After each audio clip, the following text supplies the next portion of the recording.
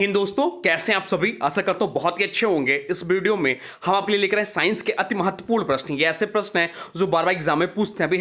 अभी हाल ही में होने वाले एग्जाम में पूछे भी गए। तो चलिए वीडियो की शुरुआत करते हैं। किसी भी एग्जाम की तैयारी कर रहे हैं जहां पर साइंस पूछा जाता है, यह वीडियो आपके लिए बहुत ही हेल्पफुल रहेगी। चलिए देखते हैं पहला क्वेश्चन क्या पूछा है आपसे। पहला क्वेश्चन पूछा है टाइफाइड की जांच में प्रयोग होने वाला परीक्षण कौन सा है। टाइफाइड की जांच में प्रयोग होने वाला परीक्षण कौन सा है, यह आपसे पूछा है। हाँ, एक बात और ध्यान रखिए, जिस किसी भी क्वेश्चन का राइट आंसर पता है वीडियो को पॉज करिए, राइट आंसर कमेंट बॉक्स में लिखते चलिए। इससे आपका साथ साथ में प्रैक्टिस होता रहेगा। क्वेश्चन गलत होगा तो आपको एक बार फिर से तैयार हो जाएगा। चलिए इस प्रश्न का राइट आंसर आप लोग बता दीजिए। तो राइट आंसर जो हो जाएगा वो जाएगा ऑप्शन सी, बिडाल टेस्ट होता है। क्या होता है? तो बिडाल टेस्ट होता है, जिसको लिखते हैं बिडाल टेस्ट। बिडाल टेस्ट इसको बोलते हैं टाइफाइड के जांच के लिए। तो इसको डिटेल में पढ़ लेते हैं जो एग्जाम की दृष्टि से इंपॉर्टेंट रहेगा। टाइफाइड बुखार एक बैक्टीरियल संक्रमण है। पूछ लेता है किस प्रकार का संक्रमण है, तो बैक्टीरियल संक्रमण है जो साइलोमेनेला टाइफी नामक जीवाणु से होता है। साइलोमेनेला टाइफी नामक जीवाणु से होता है। इसकी पुष्टि करने के लिए बिडाल टेस्ट का प्रयोग किया जाता है। कैसे होता है बिडाल टेस्ट? तो यह रक्त में साइलोमेनेला टाइफी से के एंटीबॉडी की उपस्थिति की जांच करता है। यदि शरीर में इस बैक्टीरिया के खिलाफ प्रतिरक्षा बनाई है तो टेस्ट पॉजिटिव होता है। अब चलते हैं अगले प्रश्न की ओर, देखते हैं अगला प्रश्न क्या पूछा है आपसे। अगला प्रश्न पूछा है किसी अवतल दर्पण में एक वस्तु को फोकस और केंद्र के बीच रखा जाए तो प्रतिबिंब कैसा बनेगा। आपसे पूछा है किसी अवतल दर्पण में एक वस्तु को फोकस और केंद्र के बीच रखा जाए तो प्रतिबिंब कैसा बनेगा, यह आपसे पूछा है। चलिए बता दीजिए। तो राइट आंसर जो हो जाएगा इस प्रश्न का वो जाएगा ऑप्शन बी, वास्तविक, उल्टा और बड़ा बनेगा। जब कोई वस्तु अवतल दर्पण के फोकस और केंद्र के बीच रखी जाती है तो प्रतिबिंब दर्पण के केंद्र और अनंत के बीच बनता है। वह वास्तविक होता है, उल्टा होता है और वस्तु से बड़ा होता है। चलते हैं अगले प्रश्न की ओर, देखते हैं अगला प्रश्न क्या पूछा है आपसे। अगला प्रश्न पूछा है डीएनए में 4 नाइट्रोजन बेस होते हैं, उनमें कौन सा नहीं होता है। डीएनए में जो होता है वह 4 नाइट्रोजन बेस होते हैं, इनमें से कौन नहीं होता है, यह आपसे पूछा है। चलिए बता दीजिए। इस प्रश्न बहुत ज्यादा इंपॉर्टेंट है, बहुत ज्यादा पूछता है एनटीपीसी के एग्जाम में। तो राइट आंसर हो जाएगा ऑप्शन सी, यूरासिल इस प्रश्न का राइट आंसर हो जाएगा। डीएनए जिसका फुल फॉर्म होता है, कभी कभी एग्जाम में सीधे फुल फॉर्म ही पूछ लेता है, तो डीएनए इसका फुल फॉर्म जानना चाहिए, जिसका फुल फॉर्म होता है डीऑक्सी राइबो न्यूक्लिक एसिड। इसमें 4 नाइट्रोजन बेस होते हैं। कौन कौन से? तो एडानिन, थाइमिन, गुआनिन और साइटोसिन, ये 4 इसके नाइट्रोजन बेस होते हैं। यूरासिल जो होता है डीएनए में नहीं होता, यह आरएनए में पाया जाता है।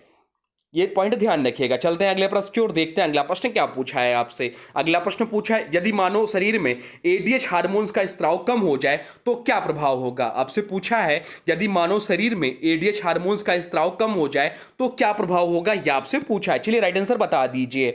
एडीएच का पूरा नाम क्या है? तो एडीएच का पूरा नाम है anti diuretic hormone. Anti diuretic hormones कहते हैं इसे, जिसे वैसोप्रेसिन भी कहा जाता है। यह हार्मोन हाइपोथैलेमस में बनता है और पिट्यूटरी ग्रंथि से स्रावित होता है। एडीएच का मुख्य कार्य क्या है? तो यह गुर्दों, किडनी को संकेत देता है कि शरीर में पानी को रीअब्जॉर्ब यानी कि पुनः अवशोषण करे, यानी यह पेशाब बनने की प्रक्रिया को कम करता है, जिससे शरीर में जल संतुलन बना रहता है। तो इस प्रश्न का राइट आंसर हो जाएगा, क्या हो जाएगा आप लोग लिख दीजिए कमेंट बॉक्स में। तो राइट आंसर हो जाएगा ऑप्शन बी, अगर इसकी कमी हो जाएगी तो पेशाब की मात्रा बढ़ेगी।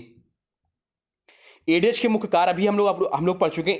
यदि एडीएच की कमी हो जाए तो किडनी द्वारा अधिक मात्रा में पानी बाहर निकलता है, परिणाम स्वरूप पेशाब की मात्रा बढ़ जाती है, शरीर में निर्जलीकरण होने लगता है। चलते हैं अगले प्रश्न की ओर, देखते हैं अगला प्रश्न क्या पूछा है आपसे। अगला प्रश्न पूछा यदि किसी व्यक्ति की पाचन क्रिया में ट्रिप्सिन एंजाइम निष्क्रिय हो जाए तो क्या प्रभावित होगा। बहुत ही अच्छा प्रश्न है। यदि किसी व्यक्ति की पाचन क्रिया में ट्रिप्सिन एंजाइम निष्क्रिय हो जाए तो क्या प्रभावित होगा, यह आपसे पूछा। चलिए बता दीजिए। तो राइट आंसर हो जाएगा ऑप्शन बी, प्रोटीन का पाचन प्रभावित होगा। ट्रिप्सिन एक शक्तिशाली प्रोटियोलाइटिक एंजाइम है। क्या है? प्रोटियोलाइटिक एंजाइम है जो प्रोटीन को छोटे छोटे पेप्टाइड्स में तोड़ता है। यह एंजाइम अग्नाशय द्वारा ट्रिप्सिनोजन रूप से स्रावित होता है, जो आंत में एंट्रोकिनेज द्वारा सक्रिय होकर ट्रिप्सिन बनता है। यदि ट्रिप्सिन जो है निष्क्रिय हो जाए तो प्रोटीन का पाचक रुक जाएगा, प्रोटीन शरीर द्वारा अवशोषित नहीं हो पाएगा। इससे पोषण की कमी, कमजोरी और ऊतक निर्माण में रुकावट आ सकता है। अब चलते हैं अगले प्रश्न की ओर, देखते हैं अगला प्रश्न क्या पूछा है आपसे। अगला प्रश्न पूछा है डीएनए में उपस्थित प्यूरिन कौन कौन से होते हैं। डीएनए में स्थित प्यूरिन कौन कौन से होते हैं, यह आपसे पूछा है। चलिए बता दीजिए। डीएनए में उपस्थित प्यूरिन कौन कौन से होते हैं, इसका राइट आंसर आप लोग बता दीजिए। चलिए इसका राइट आंसर हम लोग पढ़ चुके हैं प्रीवियस वीडियो में, तो इसका राइट आंसर आप लोग कमेंट बॉक्स में बता दीजिए। हम आपके प्रश्न का आपके और आंसर का इंतजार करेंगे। चलते हैं अगले प्रश्न की ओर, देखते हैं अगला प्रश्न क्या पूछा है आपसे। अगला प्रश्न पूछा है लिटमस पेपर नीले से लाल हो जाए तो यह किसका संकेत है। लिटमस पेपर अगर नीला से लाल हो जाए तो यह किसका संकेत है, यह आपसे पूछा है। चलिए बता दीजिए। तो राइट आंसर जो हो जाएगा वो जगह ऑप्शन बी, अम्लीय विलयन का संकेत है। लिटमस पेपर एक प्राकृतिक संकेतक है जो विलयन के पीएच के अनुसार रंग बदलता है। जब नीला लिटमस पेपर किसी अम्लीय विलयन में डुबोया जाता है तो यह लाल रंग में बदल जाता है। अम्ल जो है वो विलयन, अगर अम्ल होगा तो नीला लिटमस जो है वह लाल हो जाएगा, अगर क्षार होगा तो लाल लिटमस जो है नीला हो जाएगा। तटस्थ में कोई रंग परिवर्तित नहीं होगा। अब चलते हैं अगले प्रश्न की ओर, देखते हैं अगला प्रश्न क्या पूछा है आपसे। अगला प्रश्न भी इंपॉर्टेंट है। नीला थूथा किसे कहा जाता है। नीला थूथा किसे कहा जाता है, यह आपसे पूछा है। तो नीला थूथा जो कहा जाता है कॉपर सल्फेट को कहा जाता है। कॉपर सल्फेट को नीला थूथा कहा जाता है। इसका रासायनिक सूत्र क्या है, तो इसका रासायनिक सूत्र है CuSO4 इंटू 5S2O। 5S2O इसका रासायनिक सूत्र है, या ध्यान रखिएगा। इसका CuSO4 इंटू 5S2 इसका रासायनिक सूत्र, जैसे कॉपर सल्फेट पेंट्राहाइड्रेट बोलते हैं। नीला थूथा एक आम नाम है जिसका प्रयोग कॉपर सल्फेट के लिए किया जाता है। या एक नीले रंग का क्रिस्टलीय पदार्थ होता है। इसका उपयोग भी जान लीजिए। तो कृषि में कीटनाशक और फफूंदनाशक के रूप में, रसायन प्रयोगशाला में परीक्षात्मक उपयोग में और विद्युत अपघटन में भी होता है।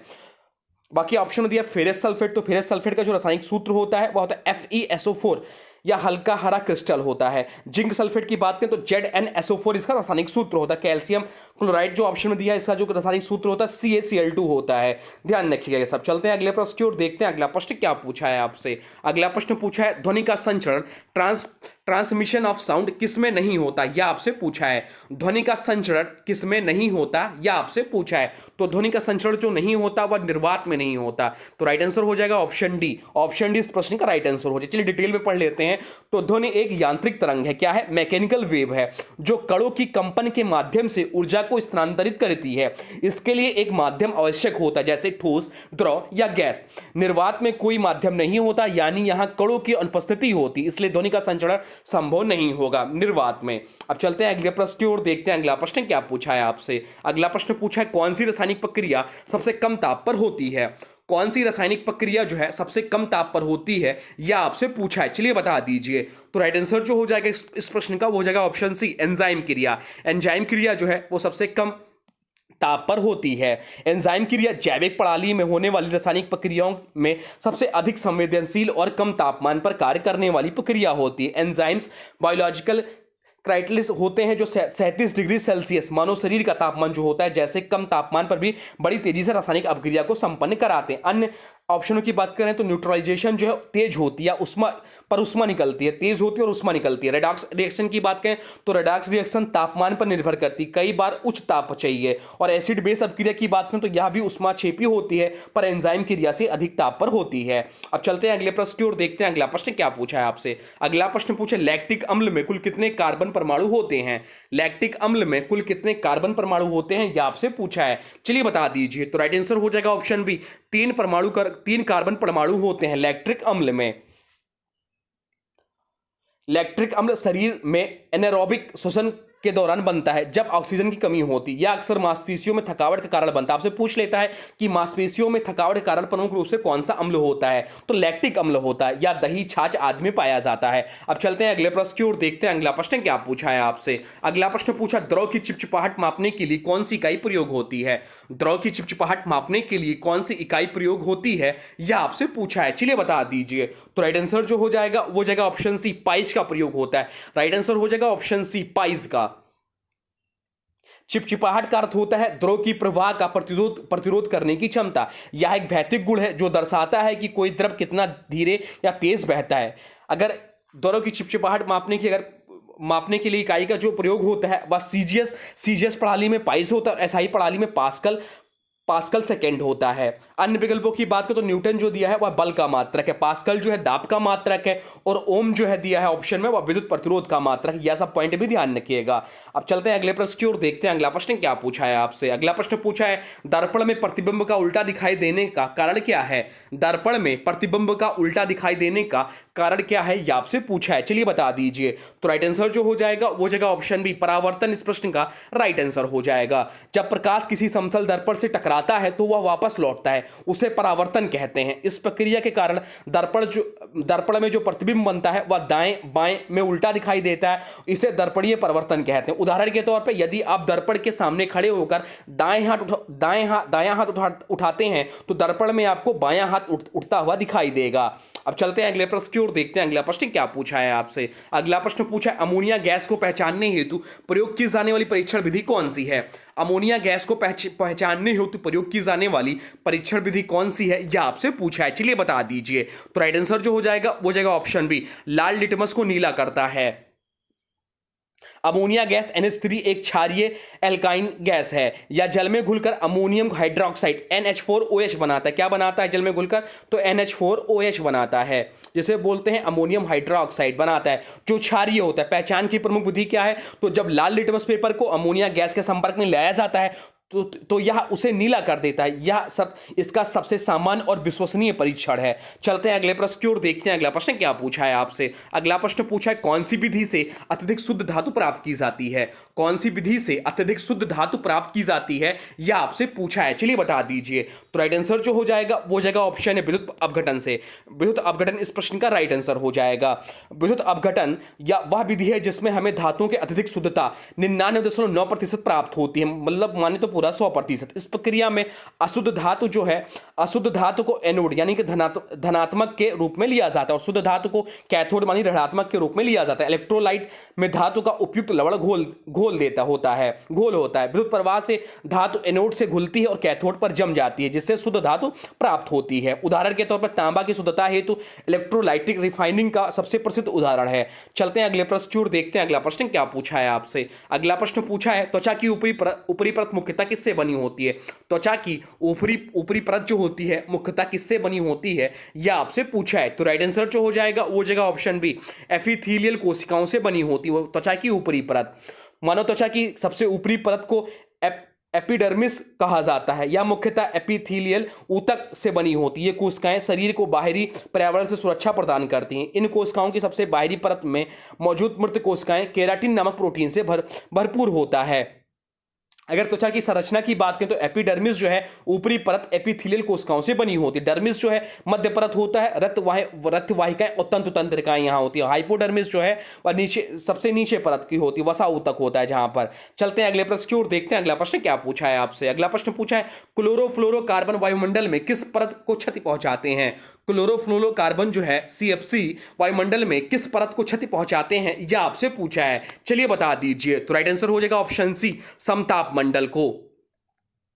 क्लोरोफ्लोरोकार्बन एक प्रकार का मानव निर्मित गैस है जो fridge, air condition, aerosol spray आदि में उपयोग होता है। जब CFC वायुमंडल में ऊपर जो उठती हैं तो ये समताप मंडल तक पहुंचती हैं, जहां ओजोन परत स्थिर होता है। यहां पर सूर्य की पराबैंगनी किरणें CFC टूटते हैं और क्लोरीन परमाणु मुक्त करते हैं। यही क्लोरीन ओजोन को ऑक्सीजन में तोड़कर ओजोन परत को क्षतिग्रस्त करते हैं।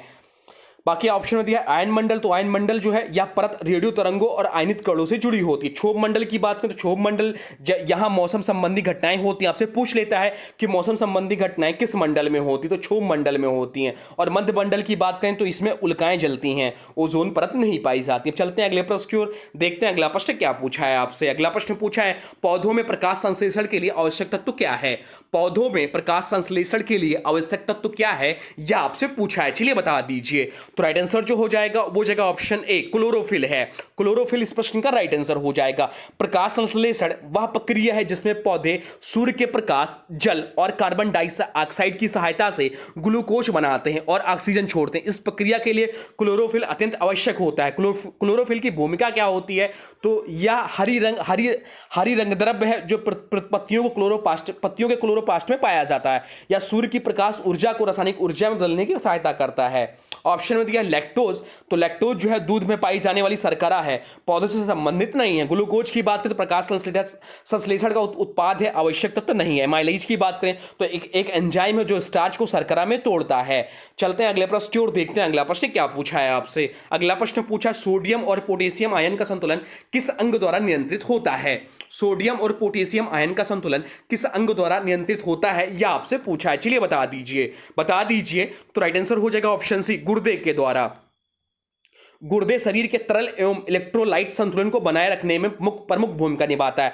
या सोडियम और पोटेशियम आयनों की मात्रा को फिल्ट्रेशन व पुनः अवशोषण की प्रक्रियाओं द्वारा नियंत्रित करते हैं। कैसे कार्य करते हैं ये? तो नेफ्रॉन जो गुर्दे की कार्यात्मक इकाई है, रक्त से सोडियम और पोटेशियम को फिल्टर करते हैं, और ओल्डोस्टेरोन जो है हार्मोन की मदद से गुर्दे तय करते हैं कि कितना सोडियम वापस अवशोषित किया जाए और कितना पोटेशियम बाहर निकाला जाए। चलते हैं अगले प्रश्न की ओर, देखते हैं अगला प्रश्न क्या पूछा है आपसे। अगला प्रश्न पूछा है परमाणु के चारों ओर इलेक्ट्रॉन कहां स्थित होते हैं। परमाणु के चारों ओर इलेक्ट्रॉन कहां स्थित होते हैं, यह आपसे पूछा है। चलिए बता दीजिए। तो राइट आंसर जो हो जाएगा वो जगह ऑप्शन बी, कक्षाओं में स्थित होते हैं। राइट आंसर हो जाएगा ऑप्शन बी। परमाणु में एक केंद्रक होता है जिसमें प्रोटॉन और न्यूट्रॉन होते हैं। इनके चारों ओर इलेक्ट्रॉन तेजी से घूमते हैं, लेकिन वह कहीं भी नहीं घूमते, वह विशिष्ट कक्षाओं या ऑर्बिटल्स में रहते हैं। इन कक्षाओं को कभी कभी ऊर्जा स्तर या सेल्स भी कहा जाता है, जैसे KLMN। बोर के परमाणु मॉडल के अनुसार इलेक्ट्रॉन निश्चित ऊर्जा स्तरों में चक्कर लगाते हैं। प्रत्येक कक्षा में एक निश्चित संख्या में इलेक्ट्रॉन रह सकते हैं। उदाहरण के तौर पर जैसे K सेल है तो उसमें अधिकतम परमाणु की संख्या 2 होगी, अधिकतम इलेक्ट्रॉनों की संख्या। L सेल है तो उसमें अधिकतम इलेक्ट्रॉनों की संख्या 8 होगी, और M सेल की बात करें तो उसमें अधिकतम इलेक्ट्रॉन की संख्या 18 होगी। अब चलते हैं अगले प्रश्न की ओर, देखते हैं अगला प्रश्न क्या पूछा है आपसे। अगला प्रश्न पूछा है अम्ल वर्षा में प्रमुख कारण कौन सी गैसें होती हैं। अम्ल वर्षा में प्रमुख कारण कौन सी गैसें होती हैं, यह आपसे पूछा है। चलिए बता दीजिए। तो राइट आंसर जो हो जाएगा वो जगह ऑप्शन बी, SO2 और NO2 प्रमुख है। अम्ल वर्षा तब होती है जब वायुमंडल में मौजूद सल्फर डाइऑक्साइड और नाइट्रोजन डाइऑक्साइड जैसी गैसें जलवाष्प के साथ प्रतिक्रिया करके तेजाब यानी कि H2SO4 बनाते हैं। ये अम्ल बारिश के जल में मिलकर अम्ल वर्षा करते हैं। इसका नुकसान क्या है, इसका प्रभाव क्या है? तो फसलों को काफी नुकसान पहुंचता है, जल स्रोतों का pH कम हो जाता है, ऐतिहासिक इमारतों की क्षति जैसे ताजमहल की क्षति हो रही है होता है, मछलियों, पेड़ों और जैव विविधता पर बुरा प्रभाव पड़ता है। अब चलते हैं अगले प्रश्न की ओर, देखते हैं अगला प्रश्न क्या पूछा है आपसे। अगला प्रश्न पूछा है रेडान गैस किस तत्व के विघटन से बनती है। रेडान गैस जो है किस तत्व के विघटन से बनती है, यह आपसे पूछा है। चलिए बता दीजिए। तो राइट आंसर हो जाएगा ऑप्शन बी, रेडियम के। राइट आंसर हो जाएगा ऑप्शन बी। रेडान एक रेडियोधर्मी निष्क्रिय गैस है जिसका परमाणु क्रमांक 86 होता है। कितना होता है परमाणु क्रमांक? तो 86 होता है रेडान का। यह गैस रेडियम 226 के स्वाभाविक विघटन से उत्पन्न होती हैं, यानी कि रेडियम विघटन होता है, रेडान प्लस अल्फा कण बनाते हैं। रेडान गैस जो है गंधहीन, रंगहीन और रेडियोधर्मी होते हैं। इसका अधिक मात्रा में संपर्क फेफड़ों के कैंसर का कारण बन सकता है। चलते हैं अगले प्रश्न की ओर, देखते हैं अगला प्रश्न क्या पूछा है आपसे। अगला प्रश्न पूछा है ग्लूकोज का आणविक सूत्र क्या है। ग्लूकोज का आणविक सूत्र क्या है? तो ग्लूकोज का जो आणविक सूत्र होता है वह C6H12O6 है। तो राइट आंसर जो हो जाएगा वो जाएगा ऑप्शन बी। ऑप्शन बी इस प्रश्न का राइट आंसर हो जाएगा। ग्लूकोज एक सरल कार्बोहाइड्रेट है जो जीवों के लिए ऊर्जा का मुख्य स्रोत है। इसमें 6 कार्बन, 12 हाइड्रोजन और 6 ऑक्सीजन परमाणु होते हैं। ये एक मोनोसेकेराइड है या पौधों द्वारा प्रकाश संश्लेषण में निर्मित होता है। चलिए कुछ प्रमुख जान लेते हैं। तो जो ऑप्शन में दिया C2H6O या इथेनॉल है, और C2H4 जो है वह आपका हो जाता है एथीन, और C12H12O11 की बात करें तो यह सुक्रोज का रासायनिक सूत्र है, आणविक सूत्र है। अब चलते हैं अगले प्रश्न की ओर, देखते हैं अगला प्रश्न क्या पूछा है आपसे। अगला प्रश्न पूछा है किस जंतु का खून नीला होता है। किस जंतु का खून नीला होता है, यह आपसे पूछा है। चलिए बता दीजिए। इसका राइट आंसर सबका कमेंट में सबका जवाब आना चाहिए, जो भी लोग देख रहे हैं इस वीडियो को। चलिए बता दीजिए। तो राइट आंसर हो जाएगा ऑप्शन ए, ऑक्टोपस का। ऑक्टोपस इस प्रश्न का राइट आंसर हो जाएगा। ऑक्टोपस के रक्त में हीमोसाइसिन क्या होता है? ऑक्टोपस के रक्त में हीमोसाइसिन नामक एक प्रोटीन होता है जिसमें कॉपर यानी कि तांबा धातु मौजूद होती है। जब हीमोसाइनिन ऑक्सीजन से मिलती है तो यह नीला रंग धारण कर लेती है, इसलिए ऑक्टोपस का खून नीला होता है। मनुष्य अधिकांश कशेरुकी जो है लाल हीमोग्लोबिन, तो लो तत्व इसमें होता है। ऑक्टोपस, स्क्विड और कुछ शंख में जो होता है पर नीला रंग होता है इनके खून का, क्योंकि इसमें हीमोसाइनिन पाया जाता है, जिसमें कापर आधारित होता है जो। और बाकी कीड़ों की बात करें, कुछ कीड़े जैसे काकरोच या रंगहीन या हल्का खुले होते हैं, तो ध्यान रखिएगा ये सब पॉइंट। चलते हैं अगले प्रश्न की ओर, देखते हैं अगला प्रश्न क्या पूछा है आपसे। अगला प्रश्न जो पूछा है वह पूछा है, कौन सा तत्व अपने आप रेडियोधर्मी नहीं होता पर न्यूट्रॉन द्वारा सक्रिय हो जाता है। पूछा है आपसे, कौन सा तत्व अपने आप रेडियोधर्मी नहीं होता पर न्यूट्रॉन द्वारा सक्रिय हो जाता है, यह आपसे पूछा है। चलिए बता दीजिए। तो राइट आंसर हो जाएगा ऑप्शन से यूरेनियम 238। यूरेनियम 238 एक ऐसा प्राकृतिक रूप से पाई जाने वाली स्थिर समस्थानिक है जो स्वयं अधिक रेडियोधर्मी नहीं होती, लेकिन जब इसे न्यूट्रॉन से बमबारी करके सक्रिय किया जाता है तो यह प्लूटोनियम 239 में बदल जाती है, जो कि अत्यधिक रेडियोधर्मी और विखंडनीय होती है। यह प्रक्रिया न्यूट्रॉन के माध्यम से कृत्रिम रेडियोधर्मिता कहलाती है। चलते हैं अगले प्रश्न की ओर, देखते हैं अगला प्रश्न क्या पूछा है आपसे। अगला प्रश्न पूछा है, प्रकाश के किस गुण के कारण हमें दर्पण में प्रतिबिंब दिखाई देता है। प्रकाश के किस गुण के कारण हमें दर्पण में प्रतिबिंब दिखाई देता है, यह आपसे पूछा है। चलिए बता दीजिए। तो राइट आंसर हो जाएगा ऑप्शन सी, परावर्तन। चलिए डिटेल में जान लेते हैं जिससे आपको यह प्रश्न समझ में आ जाए। जब प्रकाश किसी चिकनी और चमकदार सतह जैसे दर्पण से टकराता है और वापस उसी माध्यम से लौटता है तो इस प्रक्रिया को परावर्तन कहा जाता है, रिफ्लेक्शन ऑफ लाइट कहा जाता है। दर्पण की सतह प्रकाश को नियमित रूप से वापस परावर्तित करती, जिससे हमें स्पष्ट प्रतिबिंब दिखाई देता है। परावर्तन के नियम क्या है? तो आपतन किरण, परावर्तित किरण और अभिलंब एक ही तल में होता है। आपतन कोण बराबर होता है परावर्तन कोण। चलते हैं अगले प्रश्न की ओर, देखते हैं अगला प्रश्न क्या पूछा है आपसे। अगला प्रश्न पूछा है, क्लोरोफॉर्म का रासायनिक सूत्र क्या है।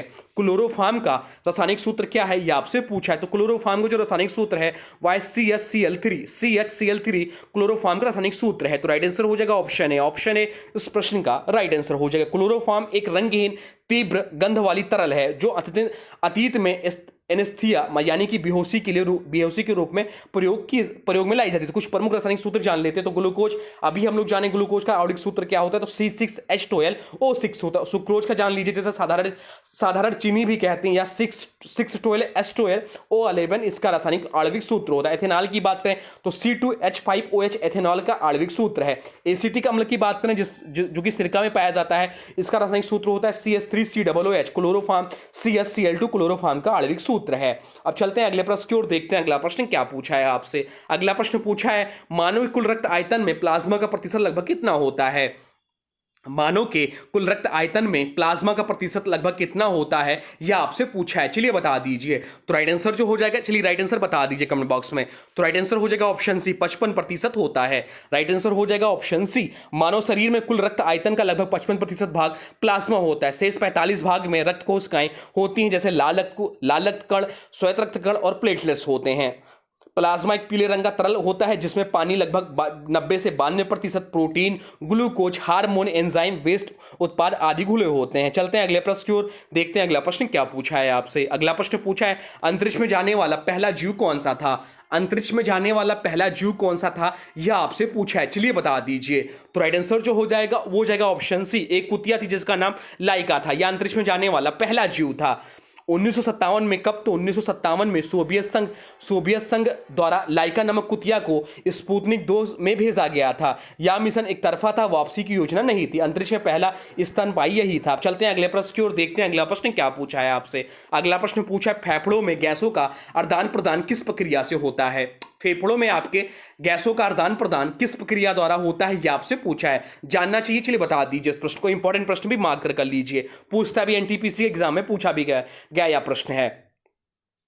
तो इसका जो राइट आंसर हो जाएगा वो हो जाएगा ऑप्शन बी, विसरण इस प्रश्न का राइट आंसर हो जाएगा। फेफड़ों में ऑक्सीजन और कार्बन डाइऑक्साइड का आदान प्रदान जो होता है वह विसरण के माध्यम से होता है, विसरण प्रक्रिया के द्वारा होता है।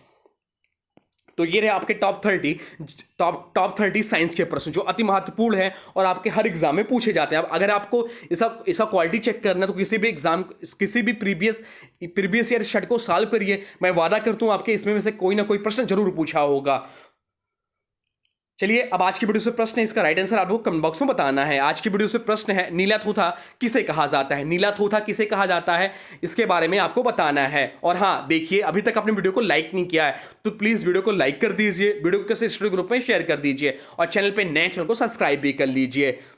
तो चलिए मिलते हैं एक नए वीडियो में, तब तक के लिए thanks for watching railway exam target. For more update please subscribe railway exam target channel को।